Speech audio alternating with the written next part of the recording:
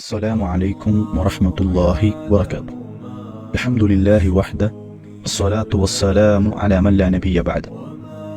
മഹാനായ പ്രവാചകൻ സല്ലല്ലാഹു അലൈഹി വസല്ലം 1400 വർഷങ്ങൾക്ക് മുമ്പ് ഒരു പ്രവചനം നടത്തുകയാണ്.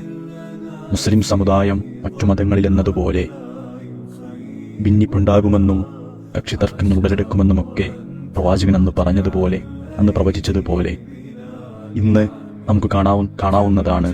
ഒരുപാട് ഭിന്നിപ്പുകളും തർക്കങ്ങളുമൊക്കെ ഇസ്ലാമിക ലോകത്ത് നടന്നു പോരുമ്പോൾ നാം എന്താണ്, എങ്ങനെയാണ് ഇസ്ലാമിനെ നോക്കിക്കാണേണ്ടതെന്നും ഏതു പാതയിലാണ് നാം മുന്നോട്ട് പോകേണ്ടതെന്നും എന്താണ് യഥാർത്ഥ അഹ്ലുസുന്നത്തി വൽ ജമാഅത്ത് എന്നും മനസ്സിലാക്കുവാനും അത് പഠിക്കുവാനും നാം തയ്യാറാകേണ്ടതുണ്ട്.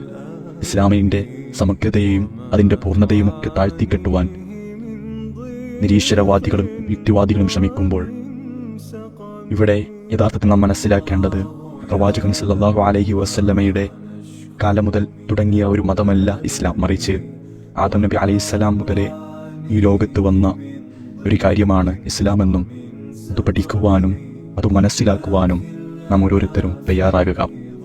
ഇതിനുള്ള ഒരു തുടക്കമെന്നോണം ഞങ്ങളിവിടെ ആരംഭിക്കുകയാണ്. ഇൻഷാ അല്ലാഹ് അതിനുവേണ്ടി ഞങ്ങൾ ഓരോരുത്തരുടെയും പ്രാർത്ഥനയും സഹായവും സപ്പോർട്ടുമൊക്കെ പ്രതീക്ഷിക്കുന്നു. നാഥൻ അനുഗ്രഹിക്കുമാറാകട്ടെ.